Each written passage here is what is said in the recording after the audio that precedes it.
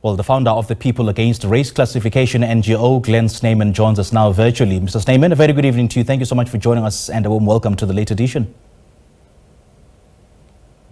Good evening, Simpiwe, and good evening to your viewers as well. Now, Mr. Snyman, the jury is still out at this particular point in time on whether such a classification is unprecedented or not. So tell us more about your visit to the Western Cape Blood Services officers. Who did you engage with and how were your demands received? Well, on the 6th of September 2023 was the first day when I wrote to them and inquired about the indication of the race criteria on their forms. So for a year and a half, we didn't have any response. Then I wrote to them again on the 19th of February 2025, and I only got an information that they noted our response.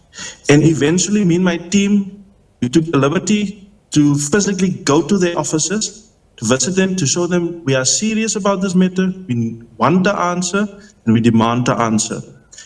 And at their head office in Cape Town, the CEO wasn't available at the time yet, and we just told him we actually just want an answer on why the race blocks are on these forms. Now, could you take us through what really happens when someone from your organization donates blood and encounters the race classification question? How does it make them feel?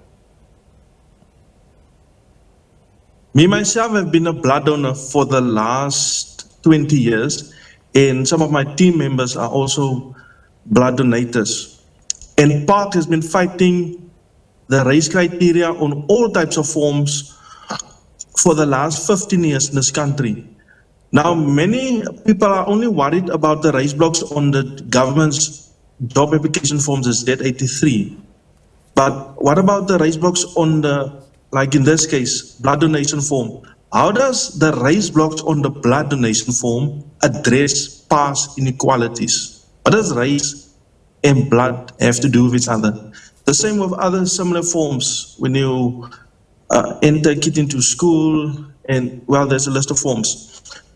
So we feel offended because we are already offended of the word colored, because we don't want to be referred to as such, but rather to our ethnic identities, like in the Khoisan communities especially.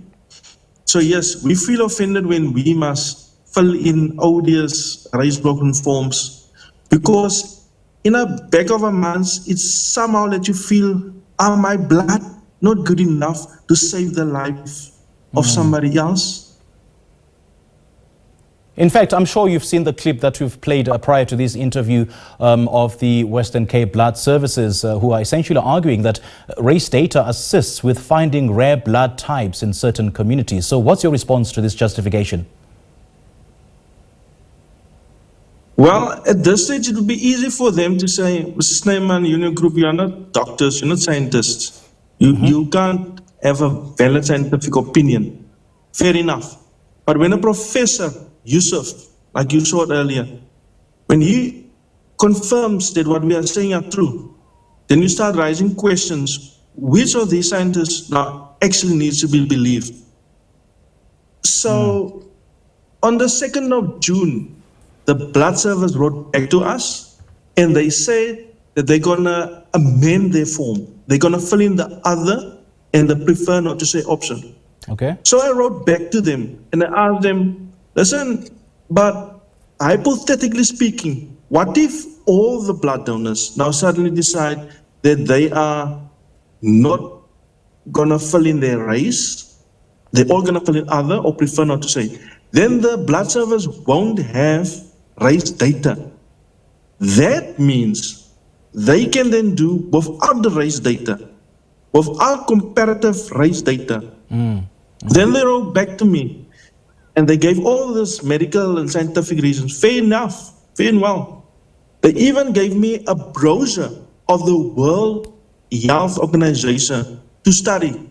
They say, here's a brochure, you study for yourself. Okay. And in this brochure, I pick up at several points that the World Health Organization is referring to the blood donation service must collect blood only from voluntary non-remunerated blood donors from low-risk populations. So my question is, who are being regarded as a low-risk population? Who? But then have you engaged medical professionals or the hematologist, as it were, to assess whether there is indeed no medical benefit to race classification in blood donation? Well, we only recently received all of this medical explanations, so we continuously doing research and see who has a different point of view regarding this. But to continue my matter, the 4 race blocks is limited.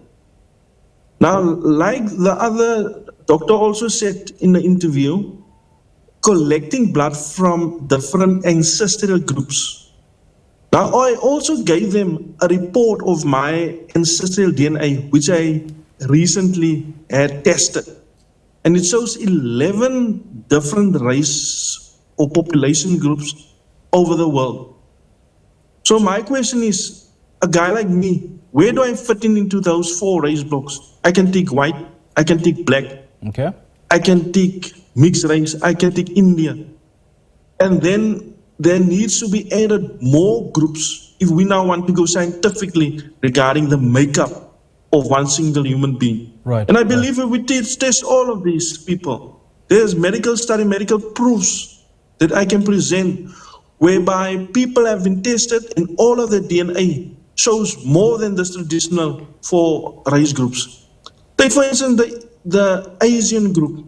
They mix Indians and Chinese, referring to our Asians, into one group. Now the Indians and the Chinese stay in different continents with different cultures. All right. So there's a mix-up in these 4 groups. We're out of time, unfortunately, Mr. Snyman, but just a quick question. Do you think scraping race classification in such settings could sort of pave the way for eliminating it in other areas of public life? I know that in job application forms, we do ask our race, classification, whether black and white, colored or Indian. And the argument is that, I mean, what does that have to do with my skill set? What does that have to do with the skin color?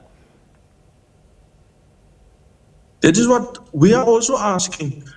So, because of our past, our apartheid past, we just feel the institutions should do more to get rid of institutionalized race criteria, which eventually give birth to and perpetuate race discrimination and racial attitudes. So they should do more. Okay. Mr. Snyman, great chatting to you. Thank you so much for your time.